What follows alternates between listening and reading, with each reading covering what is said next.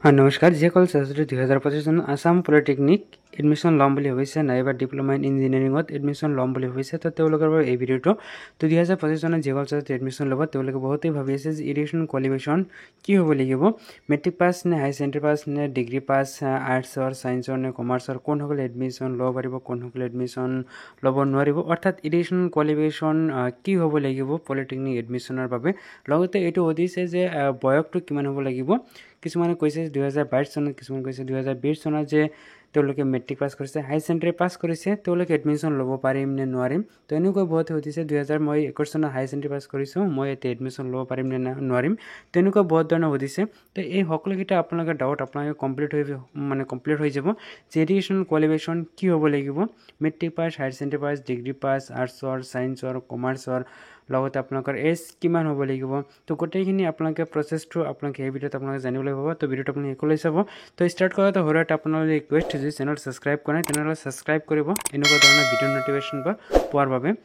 তো এতিয়া আপোনালোকে চাওক যে প্ৰথমতে যি সুধিছে যে এডুকেশ্যন কোৱালিফিকেশ্যন কি হ'ব লাগিব তো ইয়াতে যিসকলে ছাত্ৰ ছাত্ৰীয়ে এডমিশ্যন ল'ম বুলি ভাবিছে যে আসাম পলিটেকনিক তো তেওঁলোকৰ ইয়াতে কোনো ধৰণৰ আৰু যে ইয়াতে হায়াৰ ছেকেণ্ডেৰী বা ডিগ্ৰী অৰ্থাৎ BA BSc BCom আৰ্টছৰ ছায়েন্সৰ হ'ব লাগিব এনেকুৱা ধৰণৰ কোনো ধৰণৰ কুৱেশ্যন বা এনেকুৱা ধৰণৰ কথা ইয়াতে নাই জাষ্ট যিসকলে মেট্ৰিক পাছ কৰিছে অৰ্থাৎ ক্লাছ 10 পাছ কৰিছে HSLC পাছ কৰিছে তো তেওঁলোকে কিন্তু ইয়াতে এডমিশ্যন ল'ব পাৰিব ইয়াতে আৰ্টছ বুলি ছায়েন্স বুলি কমাৰ্চ বুলি হায়াৰ ছেকেণ্ডেৰী বুলি ফাৰ্ষ্ট ইয়াৰ ছেকেণ্ড ইয়াৰ বুলি কোনো ধৰণৰ কুৱেশ্যন নাই কোনো ধৰণৰ কথা নাই ইয়াতে যিসকলে মেট্ৰিক পাছ কৰিছে তেওঁলোকে ইয়াতে এডমিশ্যন ল'ব পাৰিব আবেদন কৰিব পাৰিব তো আপোনালোকে এতিয়া এই ক্ষেত্ৰত আপোনালোকে নিশ্চয় আপোনাৰ ডাউটটো কমপ্লিট হৈ গৈছে যে আৰ্টছ বুলি ছায়েন্স বুলি কোনো ধৰণৰ কথা নাই যিসকলে মেট্ৰিক পাছ কৰিছে পাৰ্চেণ্টেজ কম থাকক বেছি থাকক কোনো কথা নাই সকলোৱে ইয়াতে মেক্সিমামে ইয়াতে চিট এলটমেণ্ট পাই যাব অৰ্থাৎ তেওঁলোকে এডমিশ্যন ল'ব পাৰিব তো লাষ্ট আৰু এটা কুৱেশ্যন বহুতেই সুধিছে যে 2022 চনত মই মেট্ৰিক পাছ কৰিছোঁ হাই ছেকেণ্ডেৰী পাছ কৰিছোঁ মই এডমিশ্যন ল'ব পাৰিম নে নোৱাৰিম কিছুমানে কৈছে মোৰ বয়সটো উল্লেখ কৰি দিছে যে 23 ইয়াৰ্ছ মই এডমিশ্যন ল'ব পাৰিম নে নোৱাৰিম তো এইটো ক্ষেত্ৰত চাওক এইটো ক্ষেত্ৰত কি কথা কোৱা হৈছে অৰ্থাৎ আপোনালোকৰ এজ এলিজিবিলিটিৰ ক্ষেত্ৰত কি কথা কোৱা হৈছে তো আপোনালোকে বয়সৰ ক্ষেত্ৰত যদি আপোনালোকে এইটো চাই আপোনালোকে ডাউটটো ক্লিয়াৰ হৈ যাব যে আপোনাৰ কাষ্ট অনুযায়ী আপোনাৰ বয়সটো কিমান হ'ব লাগিব ইয়াত আপুনি কোন চনত কি পাছ কৰিছে অৰ্থাৎ আপুনি 2021 22 20 আপোনালোকে মেট্ৰিক পাছ হাই ছেকেণ্ডেৰী পাছ কৰিছে সেই কথাটো আপোনালোকে ইয়াতে ক্লিয়াৰ হৈ যাব ইয়াতে চাওক যিসকলে U R unreserved OBC MOBC তো তেওঁলোকৰ বাবে কিমান হ'ব লাগিব মেক্সিমাম বয়স 20 years 6 month তো লৈকে তেওঁলোকে পাৰিব 31/12/2025 অৰ্থাৎ 31/12/2025 চনৰ ভিতৰত আপোনাৰ বয়স 20 years 6 month ইয়াতকৈ বেছি হ'ব নালাগিব এইটো হ'লে পাৰিব যে 20 বছৰ 6 মাহ এইখিনি লৈকে হ'লে পাৰিব কিন্তু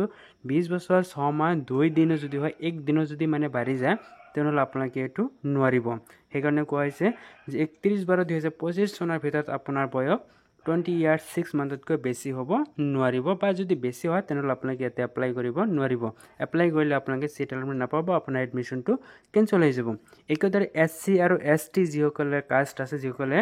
ছাত্ৰ-ছাত্ৰী আছে তেওঁলোকৰ বয়সটো ইয়াতে বেছি দিছে যে 23 years 6 month আৰু এইটো বয়স 31/12/2025 চনৰ ভিতৰতে যদি আপোনাৰ 23 years 6 month হয় তেনেহ'লে আপোনালোকে পাৰিব বা ইয়াতকৈ কম হ'লে পাৰিব যদি ইয়াতকৈ বেছি হয় তেনেহ'লে আপোনালোকে এপ্লাই কৰিব নোৱাৰিব একেদৰে PH নাইবা PWD অৰ্থাৎ যিসকলে হেণ্ডিকেপ্ট বুলি আমি কওঁ তো সেইসকল ছাত্ৰ-ছাত্ৰীৰ বাবে ইয়াতে 25 years অৰ্থাৎ তেওঁলোকে 25 বছৰ 6 মাহ যদি তেওঁলোকৰ ইয়াতকৈ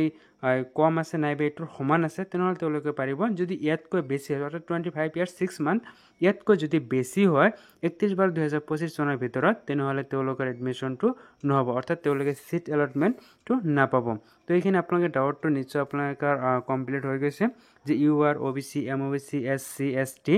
আৰু হেণ্ডিকেপ তো সকলো শ্ৰেণীৰ বাবে ইয়াতে দিয়া আছে যে কোন কেটাগৰীৰ বাবে কিমান বয়স হ'ব লাগিব